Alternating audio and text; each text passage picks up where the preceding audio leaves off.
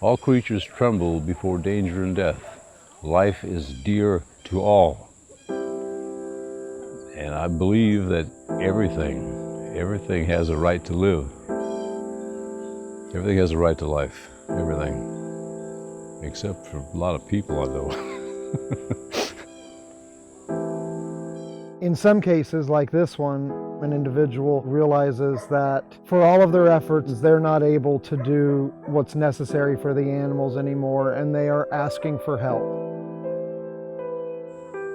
We were contacted by Stacy Allman, who we've worked with many times down here in Louisiana.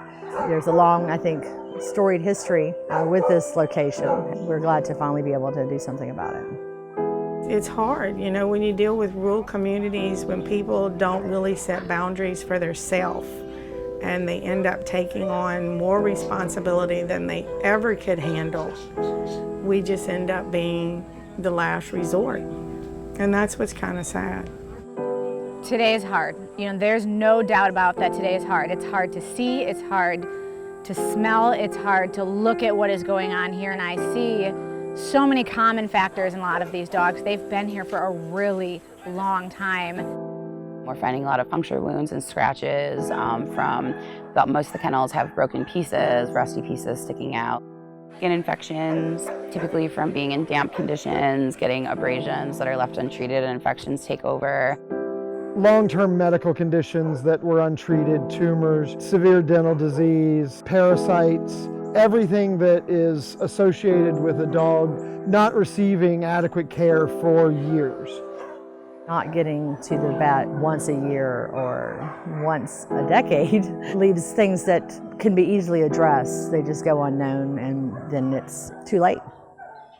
This location, people know it's here, people drop off dogs, groups have used it before as a sanctuary. The problem is, once there's a place people know that they can dump their dogs and they'll get a kennel and food and water, it tends to be a habit. Food and water is not all that makes animal care. That's not a life sentence to being in one kennel in one place for the rest of your life. I think places like this start off with really good intentions. There's not a lot of resources, there's not a lot of education, there's not maybe a lot of care in a community or area for the animals there. And so Good Samaritans start taking them in and really just doing the best they can with not really knowing much, and get stuck in these really tough positions where you suddenly go from trying to help to having over 200 animals on your property. You go down the road right now and probably find a dog or two that need to be rescued from the side of the road. It's just that way, and people don't care. I've been doing this since, well, I moved up here in '94. Actually, I was coming home from work one day, and I saw a little ball of darkness rolling around in the pavement, and it was puppies, somebody just dumped. And I picked them up, took them to the vet that morning, and he suggested putting them down because they were so ate up with stuff, and I said, no, let's don't do that, let's give them a chance. After a while, they started growing, and then somewhere along the line, I just started picking up strays. Every time I see a dog on the side of the road, bring them here and feed them and take care of them. And it just got bigger and bigger. People just drive up here in the middle of the night, see somewhere they can put a dog, and they drive off. I've had them tied up to that fence post right there, crates, found them on chains, behind wheelbarrows. People just don't, I don't know, it's just a dog. I hate it when people say that. It's just a dog. Sadly, when you look at the nation, Louisiana is among the worst, the very worst in what we do to care for our animals. The save rate here is among the worst in the country. The problem is we're not proactive. Tangipahoa Parish is our biggest nightmare. It's one of the poorest parishes, or to make that translation, one of the poorest counties in the country, yet there's no provision for these people to have any kind of help to care for their animals. And that goes back to generational poverty and feelings about animals and the value of those animals. People start out with a good intent and get overwhelmed easy. Their dog isn't fixed, goes outside, she ends up pregnant. They of course want to keep 2 of the puppies. they end up pregnant. So before the year's over, they probably have 15 dogs. By next year, that number has doubled. They start bringing us in multitudes of litters. And the saddest part is these puppies will go. That means all your adults stay. And it's just an ongoing, endless cycle. There's a lot more to spay and neuter than just solving that one problem. That one female fix solves hundreds of problems. If we have a lot of poverty, and we have a lot of people that still are going to have animals and love animals and want them as pets, we need to be able to offer them a way to care for them at an affordable rate. And then the government-run shelter has a 77% euthanasia rate. So I think that good intentions were started here. He wanted to do something to save some animals because there's a lot of animals that need to be saved in our parish. Obviously got overwhelmed, and it takes a lot of money and resources and time, and that's something that I think we're lacking up here. I don't know, I guess it's payback. Yeah, payback. Years ago, before I knew what the plight of animals were, I had a dog. He kept getting out of the yard, and the neighbors kept complaining, and the wife complained about the neighbors complaining. And I needed to take the dog to the shelter and get him out of here, and so I turned him over. A sweet dog, he was a great dog. He was bored with me working and couldn't blame him for getting out. I paid a $40 surrender fee, as I recall. Come to find out that $40 wasn't for them to take care of him until they found him home. It was to pay the vet to kill him. Okay, so that really disturbed me. What more cruel thing can you do than to take a life? I still weep.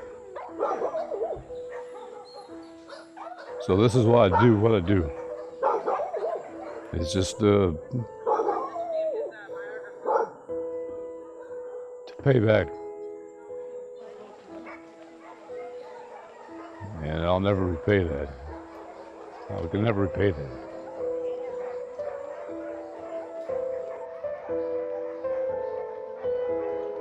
When I got the call about this situation, one of the first calls I made was to Kathy Bissell, because she's been such a steadfast partner of Animal Rescue Corps.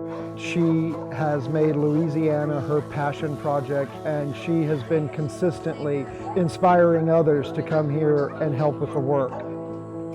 I just want to tell a story about a lot of dogs that are here, that have been here for all of their life, many of them, who are doubled up, mother, son, crippled, cancer, sick and old, and deserve help. Animal Rescue Corps is here doing a phenomenal job. She arranged to be here as fast as we could, brought medicines, vet techs, and trusted partners to assist in this operation, and we're very grateful. We are vaccinating and heartworm testing all the animals and identifying them all to reach out to placement partners to get them out of their current situation. So that relationship is so important and so vital to everything we do, just like our volunteers. Without volunteers or placement partners, we can't do what we do. Part of our mission is to help the animals that are most in need. We see the greatest need here, so we are always happy to help place animals throughout the country that need us. We definitely believe that the ones in need are the best breed, so that's what we like to fill our shelter with.